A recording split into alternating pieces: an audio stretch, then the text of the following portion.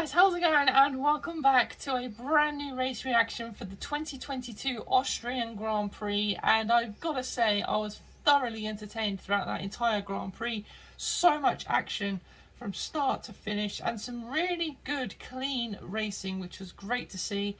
And we've got so much to talk about, so let's waste no time at all. Let's get into it. So we'll start at the front then, and Charles Leclerc finally gets a race win again in 2022. It feels like a lifetime since he's got a victory, but he's finally done it, and it could have been an easy Ferrari 1-2, but unfortunately Carlos Sainz was literally right up on the back of Verstappen, but then unfortunately retired due to a fire at the back of the car, which was really scary to see. Actually, it really sort of blew up and then caught on fire quite significantly quickly. So very, very scary accident, incident, but luckily everyone was okay. Managed to put the fire out and stuff, but the marshals took so long to come over as well and stuff. But yeah, it wasn't good at all. But Ferrari definitely had the pace this weekend, and yeah, it was very, very close between Ferrari and Red Bull. But Charles Leclerc also didn't have it easy towards the end of the race. Had a problem with his throttle, sort of kept getting stuck down.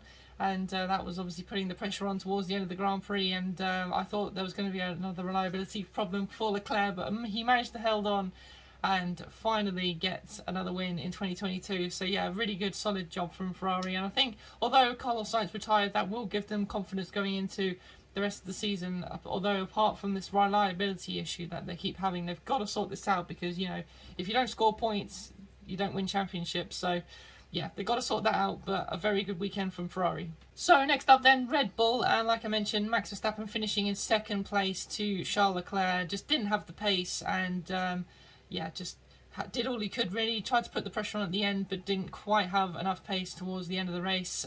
But yeah, nevertheless, kept it clean. Some really good fights with Leclerc, and yeah, like I said, it was great to see some just nice wheel-to-wheel racing with no penalties or people running wide. It was just nice, good combat racing, and it was absolutely brilliant to see. So P2 for Verstappen, and Sergio Perez, we hardly got to saw any of him because he made really good positions up in the sprint race, but unfortunately on lap 1 into turn 4 got taken out by George Russell exactly the same way as Lando Norris did last year as well, and he had too much damage running at the back of the grid, and about halfway through the race they just retired him because there's no point.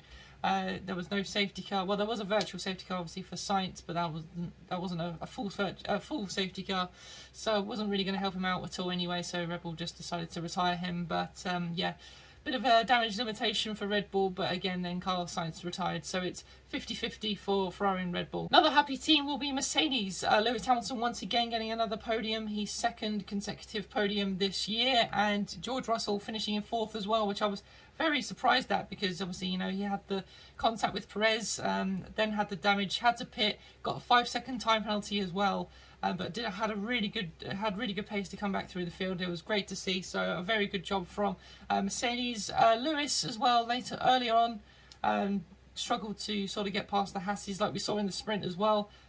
Went wide. Mick Schumacher managed to get past him again. But then he sort of found his feet, got the momentum, had a really good first stint as well. Those tyres, he said, felt really good. And then, yeah, pitted. And then, yeah, just had a quiet race in 3rd. Obviously, got helped out with Carlos Sainz's DNF. But nevertheless, Mercedes they had pace, but nowhere near as much pace as they had last weekend, and didn't have the pace to catch the guys ahead either. So, a bit unfortunate, but still points for Mercedes. Another team that will be quite happy, I'm sure, with the result was Alpine. Esteban Ocon finished in 5th place. Had a really good weekend throughout the entire race, really. Entire weekend, sorry. Had a really good qualifying, really good sprint, and in the race, just yeah, kept it cool. Had a few good battles here and there, and yeah, again kept it nice and clean. Great to see, and some real good wheel-to-wheel racing from everyone, so really good to see. And Alonso managed to pick up the final point. Obviously had the absolute disaster in the sprint, and then went on to get 10th place in the race, and yeah, again had some really good fights throughout the fields, and it was just great to see. Just really fun, action-packed race. And once again, Haas get double points again. Absolutely brilliant. Mick Schumacher finishing in 6th place and also gets driver of the day, which I think is thoroughly deserved. He was driving superbly. His defensive driving is brilliant. We saw that this weekend. But even his attacking was absolutely brilliant. Just really clean. Like I said, took his time, was patient with it as well. So really, really deserved for Mick Schumacher. And I think it's finally sunk in that, you know, he has to stop crashing, and he's finally got the confidence now. And yeah, 6th place, really, really solid job from Mick Schumacher. And Kevin Magnussen in 8th place as well. Was a little bit slower than Mick throughout the whole entire weekend. Obviously, there was the controversy in the sprint as well. Apparently, Mick asked the team to let him through, and they didn't. So that kind of cost Mick a little bit, which is why Lewis got through. But nevertheless, double points for Haas, and I think they'll definitely take that. It was it turned out to be a good weekend for McLaren in the end. Lando Norris coming home in 7th place, and Daniel Ricciardo in 9th. And they really looked like they were struggling in qualifying. Didn't do terribly in the sprint. I think they were 11th and 12th, if I'm not mistaken. But yeah, had some pretty good pace throughout the race. Again, making some really good moves. There was a brilliant battle. I think there was a 5-way battle between, I think it was Norris, the two Haases, Zhou and Alonso. I think it was absolutely brilliant. None of them came to contact. Just again, really close wheel-to-wheel racing. Brilliant to see. But yeah, a very good day for McLaren, and more points that they need. Next up is Alfa Romeo then. Valtteri Bottas in 11th place, sorry, and Guan Yu Zhou in 14th. Yeah, a bit of a weird weekend for especially Bottas. We hardly saw any of Bottas. He had a few little fights towards the end of the race, but yeah, just sort of becoming a little bit anonymous, if I'm honest. Compared to what we saw him in the first part of the season. And then Guan Yu Zhou, not really sure what happened to him. He was running quite well. Down in 14th place. Like I said, also having some really good scraps as well. But yeah, no points for Alfa Romeo, unfortunately. So next up then, Williams will be next. Alexander Albon managed to finish 12th. Was running in the points for majority of the race as well, but just didn't quite have the pace to stay into the top 10. Had a little bit of a mare in the sprint as well, pushing Norris wide into turn 3, and then also having contact with Vettel as well. So yeah, not great for Alexander Albon in the sprint, but in the race here, like I said, didn't do too badly, kept it clean. I just tried to obviously, you know, do the best that he could, but unfortunately, like I said, he didn't have the pace.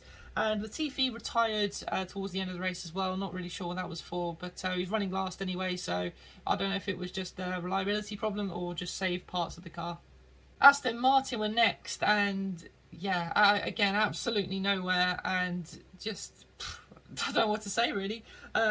Lance Stroll 13th and Sebastian Vettel 17th and last out of the actual finishers. But yeah, Vettel actually had the contact with Gasly down towards turn 4 around the outside and got tagged by Gasly. Gave him loads of room, but unfortunately he just wasn't able to make the move. And he also had the contact with Albon, like I mentioned, in the sprint as well. So that just ruined his Grand Prix. He actually qualified last as well on the Friday. So yeah, it's not going well for Aston Martin at the moment. Stroll, like I said, in 13th, had a few battles here and there, but again, nothing special. And yeah, Aston Martin won't be liking their performances at the moment. And finally then, Alpha Tauri, they are 15th and 16th. Like I mentioned, Gasly had the contact with Vettel. I don't think he got any sort of damage from that, but I don't know how he ended up at the back of the grid. And Tsunoda as well, he was running sort of near the top 10 as well, having a few fights here and there. But yeah, again, don't know what happened to him. 16th place, so a horrible and a forgetful day for Alpha Tauri. So there we go, guys. That is it for the Austrian Grand Prix for 2022. And like I said, it was a very action-packed race, and I thoroughly enjoyed it. It's definitely spiced up the championship more. Obviously, Charles Leclerc closing on Max now. And yeah, it's going to get very spicy indeed. But Ferrari have just got to sort out this reliability issue. And I also haven't mentioned as well the track limits. It should have been called the Track Limit Grand Prix, because the amount of track limit warnings that all the drivers received, I'm pretty sure every single driver got a warning, was absolutely insane. So I've never seen that before, ever. But nevertheless, guys, if you have enjoyed this video, please do give it a thumbs up, subscribe to the channel if you're new, and I'll see you all again in the next one, guys. Take care.